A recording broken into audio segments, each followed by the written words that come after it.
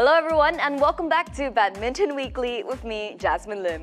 Now with the TotalEnergies BWF World Championships already etched in the history books, we're ready for yet another captivating week filled with thrills and spills. Luckily for us, we don't have to wait long as the badminton contingent makes their way from Copenhagen all the way to Changzhou for the fourth and final Super 1000 event, the Victor China Open. As always, we are here to get you ready for all the action. We'll have Steen Pedersen joining us later for his expert pick from the World Championships, but for now, I'm delighted to welcome back former world number one, Peter Gade. Welcome back to the show, Peter. Thank you so much. Pleasure, as always. Peter, we've definitely had plenty of excitement and drama coming out of Copenhagen not so long ago, but it must be crucial for players to reset themselves and get back in the zone ahead of this week's China Open. Of course, we're going to look into the process of how to handle the World Championships and what happened last week, because I think there were a lot of drama, there were a lot of crucial moments, crucial matches, and for the players, I'm sure a lot of the players, if not all, they prepared for the World Championship in in the best way possible. So they put all effort in. Then for some, it was maybe a disappointment. Things didn't turn out the way they wanted. So now the China Open is a way to bounce back, to find the rhythm again. It's a way to come back fast. And I think they're definitely looking for this tournament to get back on track. Now talking about bouncing back, Victor Axelsen will definitely be looking to go deeper in Changzhou after his quarterfinal exit in the World Championships. But another tough draw awaits the world number one. With that in mind, how do you think he will respond here, Peter? Knowing Victor very well, I think that I have no doubt that he's, ever since he's lost in the quarterfinals, I'm sure he focused all his energy in getting back on court, finding the rhythm. He wants to control and be the best men's singles player, and this is the first opportunity to gain back that momentum, and I'm sure he's looking for that.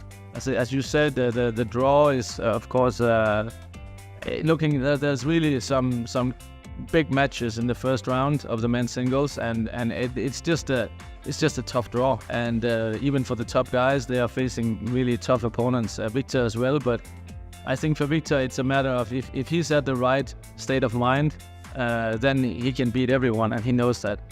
So I think that's where his focus is. And it's also interesting to see how the other players will react, because they can also see, okay, if it's possible for Pranay to beat Victor at his home, it's also possible for them to do it. So maybe we'll see some players believing just a few percent more than they did before. That could be the case, but I also know that Victor, he will do his best to take away that percentage as fast as possible. It definitely sets up for a riveting week where local heroes Shi Yuqi and Li Shifeng would definitely look to make the most of the home advantage. And despite their fairly quiet run recently, we can't underestimate their potential here, can we? Well, first of all, I have to say it's nice that we finally have a huge tournament in China again, and it's been a long break, and we need China on the badminton map. I think also after this World Championships, I'm quite sure that China are looking to to make an impression, and to, especially at home, they want to show that they are still, if not the most powerful nation in the badminton world, then I think in some categories they would have expected better at the World Championships. And again, in the men's singles, no doubt that Li Shifeng is a man for the future. Shi Yuqi, we all know what he can do, but still it's been very irregular on the performances for some time, and I have no doubt that they have the tools to go all the way, and I think we will see them make good results in this tournament. Over in the women's singles category, Chen Yifei will also have the backing of the home crowd as she faces a challenging first-round hurdle against an in-form Beiwen Zhang. How do you think this one will play out, Peter? I agree. Beiwen Zhang has shown really great form. She's been there for some time, and I think we have to give her a lot of credit for her to keep up with these the top 4 or 5 players that are amazing lady singles, and she's actually keeping up with them, and she's getting closer in some areas, and I really think that she has shown a big improvement lately. However, I think Chen Yifei at home I would expect Chen Yufei to grab that one and get a good start to the tournament. Staying in women's singles, another player who could use the boost in confidence these days is Akane Yamaguchi. Looking at her potentially challenging draw, do you think she can get that boost here, especially keeping in mind that she took home the title back in 2017, so she does have that to back her up? I think I will look at it this way, that I expected Carolina to be at top form at the World Championships, and she was. Once Carolina raised her game against Yamaguchi, I didn't see Yamaguchi do the same. I think she played well, but I didn't see her kind of raise her game to play close to her best possible. I'm sure that they will be looking into this and see how she can add that extra percentage, because coming into the big championships, I would expect that Carolina, again, for example, in Paris, and An Se-young in Paris and Tai Su-ying in Paris, they will add on percentages.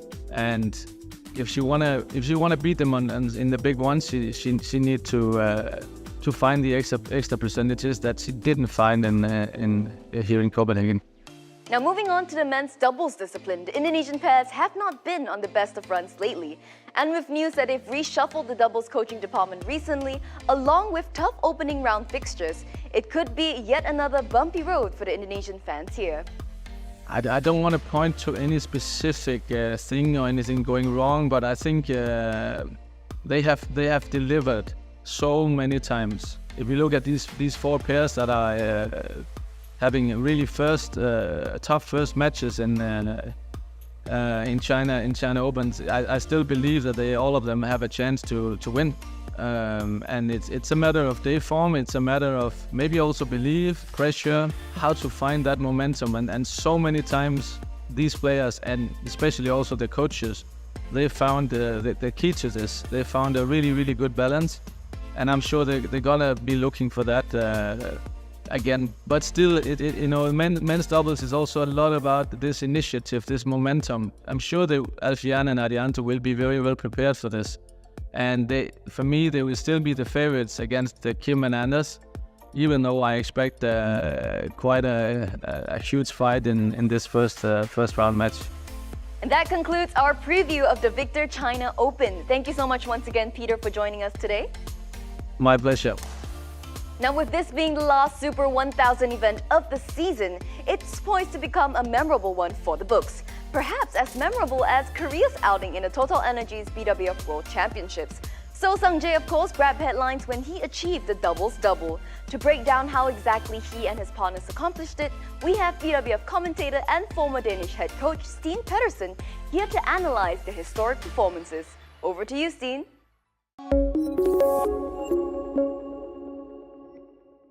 Hi, this is Steen Pedersen. In today's episode, we're going to take a look at the magnificent performance of the Koreans in the World Championships, especially the mixed doubles and the men's doubles, where Seo Seung-jae won the doubles double. The things that impressed me the most was, of course, the endurance of playing two categories through such a strong tournament as the World Championships, but also the pace in both the mixed double and the men's doubles with which the Koreans were playing. That was super impressive. They've had some good performances this year, and I felt like it all came together here in Copenhagen. Well, there's obviously a difference between the two categories, mixed doubles and men's doubles. The most obvious one is that Seo is serving from different positions, which in my opinion must be very, very difficult, and yet he did it so brilliantly and had really strong services in both categories. Plus, I feel that he's utilizing his skill set brilliantly in both categories, and he's able to transfer one key skill from one discipline and utilize it well in the other. An example of this is his strong defense from the men's doubles, where he can take that over to the mixed doubles, where I don't think male mixed doubles players normally practice defense that much to an extent of a men's doubles player. But Seo can benefit from his strong defensive skills, especially when he's playing hard hitters like Zhang Ziwei in the mixed double. He needs to have a really good awareness for the open spaces on the opponent's court. He's got to have controlling shots from the mid-court area. And I feel that he can use that in the men's doubles as well to help him and Kang find the gaps and switch between this fast-paced flat game exchanges and then suddenly take the pace out of the rally, find the open spaces. And I think physically he was a little bit tired towards the end of finals day, where he played his sixth game of the day to become a double world champion. Well, I think both of Seo Seung-jae's partners have developed in the men's doubles. Kang Min-hyuk, the younger of the two, has developed tremendously. He's matured and he's taking responsibility. We saw it in the final in the intervals where he was doing some of the talking, and he actually was the dominant force at the net, in my opinion, in the final, and that was against a Kim Astrup who probably played the tournament of his life. That comes on top of all the other skills that he has. He's super fast on his feet. He can play from the backcourt, good stamina, and a fantastic defense to match Seo Seung-jae's. Chae Yu-jung in the mixed doubles, she's always, in my opinion, been fantastic at the front court, especially really close to the net, where she could often outmaneuver the opponent's front court player and get the lift for Seo Seung-jae. But I've criticized her previously for not putting enough opportunities away when she comes a little bit away from the net. So finishing off the rallies at the net, she needed, in my opinion, bigger chances than, for instance, Hwang Ya-chong, who's probably the best in the world at doing it, and the now retired Goh Lin-ying from Malaysia. Now in this tournament, she had developed in that area. She was an even bigger force in the front court, where she was very active and very adventurous and killed more shots on smaller chances than she normally did previously in her career.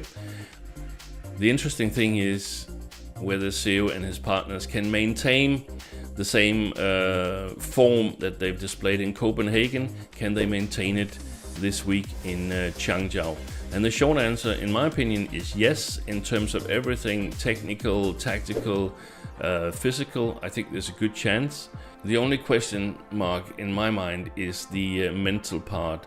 It must have come as a pleasant surprise that they won 2 gold medals in the men's doubles and the mixed doubles, and to reset and regain their focus so shortly after becoming world champions.